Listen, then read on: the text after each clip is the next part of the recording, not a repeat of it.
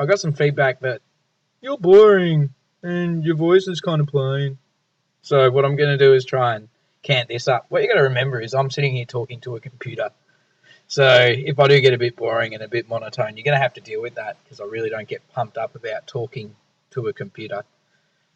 Okay, so this is, as you can tell by the heading, strategies to use when planning your suite of poetry. And the first step I've called Know Your Product. Now, that's an homage to a long dead music trivia show. So if you don't get it, bad luck. First thing you got to do is know what the themes, ideas, and concerns that Indigenous poetry deals with are. Knowing this will guide the direction of the poetry you are creating. Why? Because we're creating poetry that is a response to the Indigenous poetry of Australia, which we've studied. Pretty simple, right?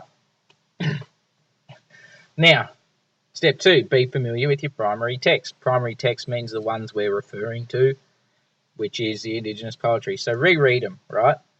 Familiarise yourself with the various, and there are many, themes, ideas, and concerns. And you can also get some ideas for the techniques you can implement in your own poetry if you want to go about making your own homage to a poet who you admire. Step 3, what do you want to write? You need to organise your thoughts. Before you write, if you have unclear or disorganised ideas, then that will show in your poetry because it will be unclear and disorganised. Do you want to write about cakes? Do you want to write about myths? Do you want to write about something real? So what I'm talking about here is the plot line, I guess. If we're making a comparison to a story, when you write a story, you want to work out what the story will be. With poems, you want to work out as well what you're actually writing about. You can't put words on the page that don't tell a story. Next step is, once you've got your list of ideas for each poem, match it up with the techniques you want to use in that poem. Now, your knowledge of techniques and their effect on the audience will dictate basically what suits where. There are techniques you can use that will suit an idea you have better than others. For example, metaphor doesn't suit every type of poetry. If you want a poem to be blunt and obvious, you don't use metaphor. Metaphor is kind of powerful, but it can also soften the blow if you want to be direct. Then you need to match, a theme, idea, or concern as well to the poems you want to write about, because each poem must answer to a theme, issue, or concern of the Indigenous poetry that we have looked at. Right? This is all about showing you understand the problems that these people were trying to address. Step 4 is connect 4. All right, how will each poem you write be linked to the other poems that you write? Because as we're writing a suite of poetry, the poems need to be linked in some way together, right? They all need to be connected in some way, and you will need to work that out. How are you going to connect these poems? Is it like a part 1, part 2, part 3, part 4 thing? Is it going to be that they're held together by a thread of ideas, or a sequence of events, or jumping back and forth between history, or changing positions like a conversation? All right, there's many ways you could do this.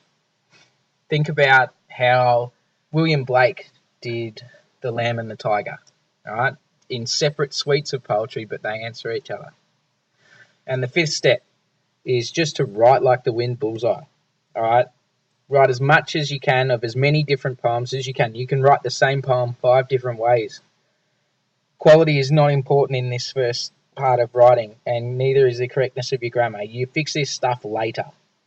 Most people don't start writing because they're afraid of making a mistake. But you forget, if you have nothing to write, if you've written nothing due to this fear, you will have nothing to edit. All right, throw that away. Your first draft might be amazing, but it's okay if it's not. It's all right to be bad and need some work. That's as long as you got something. And get as much as you can, and you can throw out 90% of what you got if you're not happy with it. That's fine. No one's going to make fun of you. In fact, I'll be happy with you if you can do that. So, how would I go through this? I might identify that I need to get the draw tool up, because I do. I might identify that I want to write about the theme of loss. and I want to deal with a division of some sort, because these are two things that are central to Indigenous poetry. And I might go, right, I want to write a myth. I want to write a mythical type poem. So how do I do this? Well, I've reread and I've kind of looked at how within a lot of these poems there's a backward step in a history, reliving these time periods that these poets themselves weren't in. So let's connect up some stuff. I'm going to go with, if I'm going mythical, I want a couple of metaphors in there. And I need some strong imagery. Now, how will this poem here, my mythical poem, be connected to my other poetry? Well, I'm going to go historical. And I dropped my stylus. That was what you heard. And my suite of poems is going to step forward through the ages. So I'll start in the age of mythology.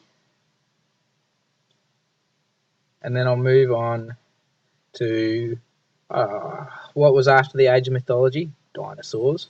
No. Yes. No. You get my point though, right? I move on to myth. I might move on into the invasion. Then I move on to 1900. And then I move on. Ooh, I moved on too far. Then I move on to the 50s and the issues of the stolen generation, the millennium, and then current day. So that'd be how I'd connect all my poetry, make it a stepping through history and see how things are going. That's just my idea, and if you steal it, good luck, because I'm pretty sure I don't even know how I would write that. But if you can do it, go for it. Have a great holidays, and I'll see you all in a couple of weeks. Ta-da, bye.